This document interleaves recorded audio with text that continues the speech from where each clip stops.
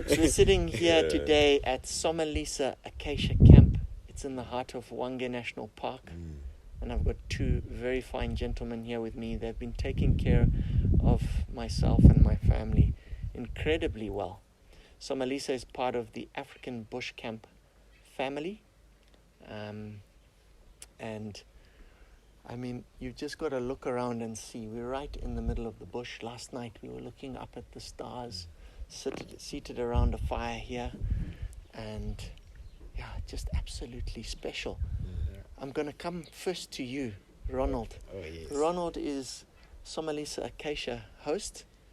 When we arrived yesterday, he was dancing up a storm with the entire team here on the deck. And we got involved. It was fantastic. Thank you so much for a wonderful welcome here at your camp. Oh, it's a pleasure. Good to have you here as well. Yeah. Ronald, tell me, how long have you been here? So I've been now with African Bushcamps for 5 years. Actually, this is my 5th year. Okay. I joined them on the 20th of December in 2017. Fantastic. Came here in as a host up to now. Yeah. Fantastic. And tell us a little bit about your upbringing. You were telling us yesterday you can speak 5 or 6 different dialects of Shona because you've grown up in different parts of the country. Oh, there's a call coming in for Ronald there. He's a busy man. Okay, yeah, delegated out, Ronald. But tell us a little bit how you grew up and why you moved around so much in Zimbabwe and how you learned all these languages. So I was born in the Midlands part of Zimbabwe, to be specific, in Kwekwe. Then I went to school in Masvingo, which other people call Masvingo now. So I was in boarding school like from first grade until my grandma took me back home. But by that time, I couldn't speak any of the Shona dialects. I was only speaking the Valley. Then she had to teach me Shona. So moving from Masvingo, we once stayed in Shishavane, which is a different accent of Shona. Went to live in Gweru, went to live in Ntari, went to live in Harare. That's how I came to speak so many different accents of Shona, which makes it difficult for people to originally pick where I come from originally. Moving to Matabeleland was because of the nature of the degree I chose, which is tourism and hospitality management. I did my internship with Africa Obida Tourism Group, working for Victoria Falls Safari Lodge, where I went through all the departments, employed there as a bartender to begin with, moving on to waitering until I became a butler, working at the Safari Club. That's when I get to understand the Valley, but now, of course, I can speak, but you can actually pick up that I'm not in the Valley from the accent. Now moving here in the middle of Norway in Hwange, I love it so much with this wildlife, where you can actually get to enjoy wildlife for free. Like my first day, I saw the lions chasing a coot until they killed it to the front gate there. And I said, I think I belong to this family. This is so incredible. That's how I became to understand a bit of Tonga, Nambia, though I cannot speak those languages. And that's when I came to meet one of my naughty buddies right close to me, Mike. Yeah. Well, I know in Tonga you gave us a great welcome yesterday, and in Tonga you would say "Mwabola," isn't it? Oh yeah. Do you know the purpose of that welcome? Yeah. So that's one thing that we're proud of ourselves as African Bushcamps, to offer someone a warm welcome and memorable experience, as well as a fond farewell. So as you come, that singing in our culture, it's a way of actually telling you are welcome here. Yeah, feel it all. Imagine all those smiling faces, all the energy the people had. It's a sign that you are welcome here. Imagine if you are coming to Somalisa, like this. How do you feel? You'll be like, And we love the energy you guys had. That was awesome. It made it so funny. Trust me. That was so funny. That was hilarious. I loved it. Fantastic, Ronald. Well, I mean, what an incredible story you've just told us there about how you've learned all those languages and how it's led up to you becoming a host at this camp. And what a good host you are. Thank you. It's all because of you guys with beautiful souls coming through. Thank you so much. And I like the way you said, tell us about the flexible attitude. Flexible like? Oh, so do you know what you do here? So one thing we're proud of ourselves in African Bushcamps is, of course, we tell you the schedule, but we are not rigid to what we say. in other ways, are flexible like a cooked spaghetti. Right. You know? Cooked spaghetti, Yeah. And the I best like time that. to be in Africa, Mike? Is when you are in Oh, Africa. yeah. Well, since Mike is chiming in with those baritone kind of melodic, very nice to listen to voice, I'm actually, we've been teasing each other all along. Yeah. But the truth of the matter is, he is one of Zimbabwe's finest professional guides. Oh, I yeah. met him so much. 3-4 years ago, Mike. Pretty much, yeah. And I was absolutely blown away by this gentleman because his knowledge. I studied zoology, and I went to an honors degree, but actually I'm being taught much more by this gentleman than I could have ever learnt. Thank you so much. You know, you've wowed us. You've got a great sense of humor. Thank you. And Thank you. you know, tell us a little bit about what inspired you to get into guiding. That's interesting. I grew up in a village not very far from the second capital city, which is Bulawayo. And that village is called Inyati. Inyati, it's actually named after a buffalo. So I was a shepherd, you know, in that village. And my father was working for a Catholic, you know, mission father. So early in the morning, I will get my mini bag, and it was actually made out of cow skin. And I'll pick up some little small stones, my slingshot. By then I used to call it a reckon in our language, or catapult. That was my weapon for I to survive while I'm out there. And I'll gather my cattle together. And my father will say, I've given you 10 or 20 cattle, you have to bring them back alive at ease in one piece. So I will leave early in the morning without anything to eat, but I know I'll be armed with my slingshot. And I'll get in the thickets with my cattle, heading them, you know, to an area where they'll get good pasture and where they will actually get water. So I will meet up with other boys, probably same age or somewhere, slightly older than I, and we will walk together and mix up, you know, the herd. And when it's about to be sunset, we'll just leave the cattle to stray freely. I'd prefer to call them free range. Then when it's about to be sunset, I'll start to whistle, and my cattle will respond to my whistle. When I gather them together, if I miss one or two, I'll then have to pick up the track on the ground and follow that beast that will be missing from my head and be able to differentiate my cattle tracks to other, you know, cattle that do not belong to my father's corral. And I'll spend a couple of hours looking for that beast, knowingly that my father said, if you miss one, don't come back at home. Little did I know that I will become a guide, and I'll start to talk about tracks, you know, on the ground, differentiate different tracks of animals, talk about, you know, animals in a different way. I used to listen to birds calling, like the grey lorry and all that stuff, knowingly that, you know, when they start to call, there should be something that will be within the vicinity. And those birds led me to my cattle, and sometimes, you know, to different animals. And that's where my courage came from. When I get into the thickets alone, without a rifle, without a spear, but just a sling shot. And I did that for more than 10 or so years, you know, in the village before I even moved into the city. So I may be looking a little bit more handsome, but I was born and bred, you know, in the village. Ladies out there. Watch out, We're ladies. ready to make the decision. In fact, we might ask you to vote and put in the comments whether you think he's handsome or not. Please, ladies, do so. Amazing story. Yeah. Really interesting. It reminds me a little bit about David and Goliath story. There you go. Especially going out there with your slingshot. Mm-hmm. But I can tell you what, it's no joke. I mean, this morning we went out for a drive with you, and my kids were putting pressure on you. We want to see a leopard, we want to see a lion. Mm-hmm. I think the gods were partly smiling on you, but Big at the time. same time, Yeah. we saw 2 huge male lions. Yeah. And we saw a pride of 12 Yeah. lions, so a couple of females and then a whole lot of cubs. And then we ended up seeing a leopard, a huge male leopard on the edge of a tree, which was really spectacular. And of course, we've seen elephant, we've seen huge kudu, big herd of kudu, females alongside as well, impala. We saw a tawny eagle swoop down and catch a turtle dove and fly away with it.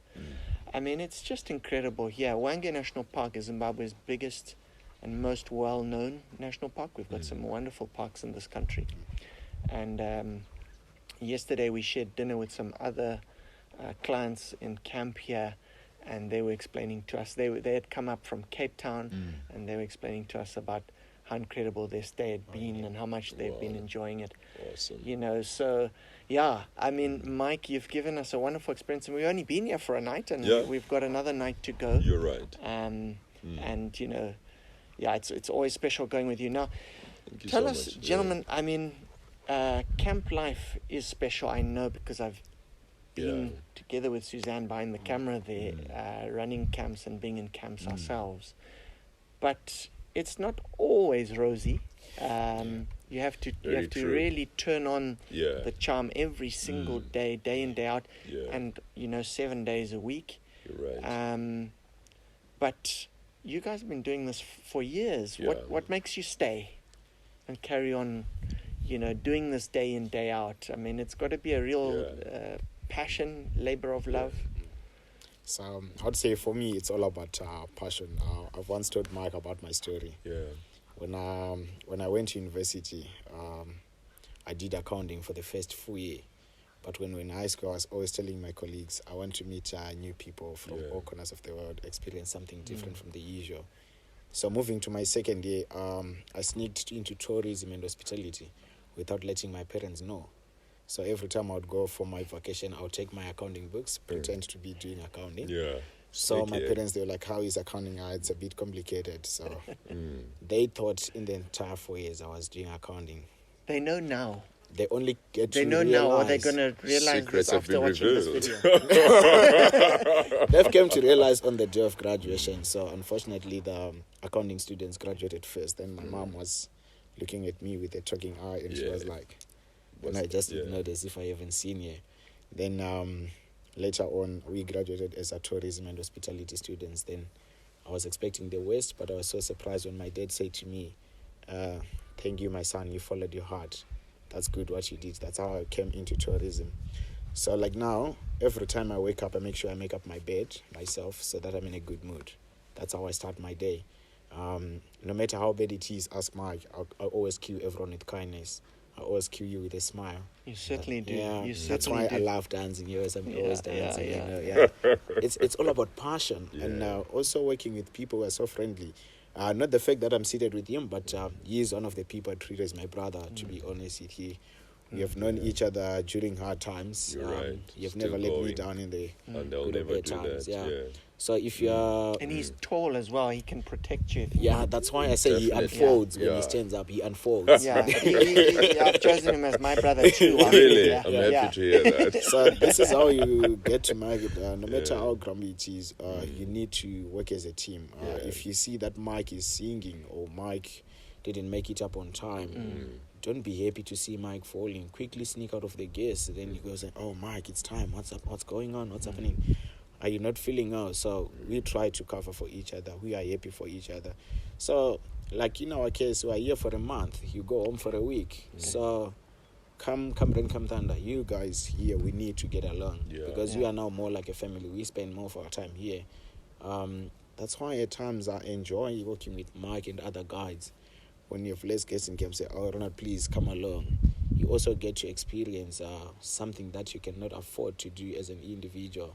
Like, what keeps me going? I saw an elephant giving birth here, which is something that I cannot see in the city. Experience, I saw lions chasing a kudu until they kill it, which is something I cannot see here. Yeah. So there are lots of things that you get to experience that are quite actually awesome, which you can't get to experience anywhere else. Fantastic, So, Ronald. Really, really nice, heartfelt answers there. And I think one of the things you spoke about and mentioned earlier, which struck a chord with me, was being able to watch wildlife for free. Yeah. And, Yeah. most people don't have that opportunity in the world today. Yeah. Tell us a little bit about the African Bushcamps Foundation, or just your general views about conservation and why it's important that we conserve these areas, not just because you have a passion for it, but, why should we be doing that? Why should we look after animals and keep people from coming on here and maybe having agriculture or building their homes, or obviously there's an interaction between humans and wildlife as well. like- But not putting words into your mouth, but Yeah. maybe both of you could give us your opinion on that. So you see what happens with this African Bushcamps Foundation. It's a way of giving back to the community, mainly focusing on education for the kids, creation of employment, as well as trying to give back to the community. So, for example, this is a program where we take $10 per person per night, putting it towards the foundation. The main idea is to support the less privileged people in the community. That's why even at times you see when there's a job opportunity, of course it depends on the position within the company. We also scout first in the local community to see who is worth for this post, so that those people, they also feel honored, the fact that we're closer to their area. And also when you look at it, there's what we call the cattle bomber project, where people were losing most of their livestock to wildlife. And most of the people in the local community, they depend on subsistence farming. So they came up with PVC canvas feed where they put around. So it's like you put it on Mike's homestead for this month or for the next 2 months. All their cattle will be in there. Now the lions, they cannot attack what they don't see. But they can smell this food, but they cannot attack because they don't know. But if you put our cattle in a normal crow, if they see a lion, they stampede. It's now an easy prey for the animals, for the lions. But now, since they introduced that, there is now minimal loss of livestock. Then we have the lion guardians as well, where they use the vuvuzelas, those that were used in South Africa World Cup, to chase away the lions and also to alarm that there are lions within the area. So that's why you see now they also take $10 per person per night for CWF, Conservation Wildlife Fund. The main reason of conserving wildlife, just look at Annabelle and Charlotte at that age. They're getting to experience the real elephant, the real wildlife as it is, rather than seeing it in the zoo. So that's the same thing we want in the next 50 years. Oh, look at this elephant. Oh, look at these amazing giraffes. Look at these lions. Not to an extent, I'll be saying, you know what, my grandkids, we used to have lions here. Do you know what a lion looks like? Then you start showing them in that's not the way it's supposed to be. I think, Mike, you can take over from me. Yeah, I mean, safari is life. And when we talk about African Bushcamps, foundation, what comes into my mind, it's not only just a foundation, but it's the people. When I say the people, I'm talking about the custodians, of the animals. There are people that stay on the periphery of the national park that will look at animals like elephants, straying out of the park and getting into the villages to go and harvest their cornfields. And those animals will be regarded as problem, animals. And what those people have in mind, they need someone to actually control those animals. So they need those animals not to stray out of the park. We also have lions that can also go out in the communities and go and kill their livestock. So as custodians, of the animals, one thing that comes into my mind is that when we cherish, preserve and conserve a national park like Hwange, this will be our natural heritage. Not only you and everyone else, that we can pass from one generation to another. Hence, as a foundation, we are playing a vital role to the community that is on the periphery of the park that look at these animals as animals that will go and kill their cattle and harvest a cornfield. By getting involved as African Bushcamps, at large, to make these community villages to know that they are beneficiaries because they will benefit from these animals. Job opportunities, like what Ronald has just said. And if we get $10 from an individual that will come and stay in this park, that will be the money that will be channeled into that village. Think of dilapidated classrooms, that the company has actually managed to bring back, a status and a structure that, kids can go in there and read books, which is a library, computers and all that stuff. So they do benefit. And if people do benefit from such a foundation, they'll start to value what is theirs. And what will be theirs will be the animals. So we've noticed that by going there more often has actually enlightened or given people in that community a different view to the animals, that they used to think, these animals are troublesome animals because they do A, B, C, D. Why? Is because the benefits will outweigh the disadvantages that were there before. So I strongly believe that if this cycle continues, people will have a different view to these animals, because we were brought in a different way. We were, raised in the communities, and we were taught to fear these animals. And now if we know that we benefit from these animals, that natural enmity will slowly start to gradually disappear, and we start to value these animals, because what we benefit from those animals will be more than what we thought will be a disadvantage, pretty much. Yeah, I think that's why now when you go to the villages, there you see the kids, they now have this eager. Yeah. They admire Mike driving that Land Cruiser. There you go. Or when I grow up, I want to be like Mike. Exposure. So now they understand that if we lose these animals, they are not going to have food on the table. Yeah. There's not going to be employment for their parents. Less job opportunities for them when they grow up. Yeah. So, they now admire, imagine when I'm in a Land Cruiser full of people from all over the world, talking to these people, showing them these elephants. So they now know the importance of wildlife, not to them only, but to the nation as a whole, as large. Well. So. And not just the nation. This is an international, it's a world thing.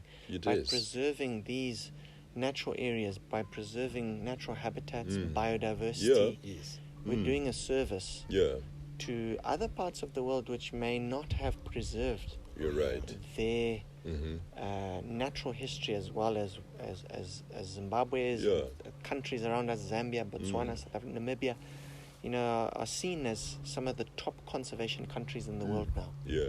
And we have to protect these areas because they do so much for the planet. Everything's connected. Oh, yeah. Yeah. But gentlemen, I want to thank you both very much indeed. I know there's so much we can talk about. Yeah. We'll have to do a follow-up at some stage and come in and see how things are going. Yeah. But I'm so privileged to have brothers like you in Zimbabwe. Thank you so much. Thank you for the work you do. Thank you for entertaining clients, for looking after clients, for welcoming people the way that you do, and letting everybody go home with a little bit of the warmer heart that you provide. And here's to the next episode, which I'm not sure where it's coming from at the moment, but we'll work that out. But from the heart of Hwange, wish we could stay here with you guys for longer. Thank you so much. We hope to see you guys coming to African Bushcamp, Somalisa Camp. That's why we don't say goodbye, but see you soon. See you soon. Yeah. Just remember our logo, the elephant. That's what we are all known for. Yeah. Because that's the head with an eye, the triangle at the bottom. Bex will be proud of you guys. Thank you so all right. much. Thank you, guys. Thank you. The pleasure is all ours. Our absolute pleasure.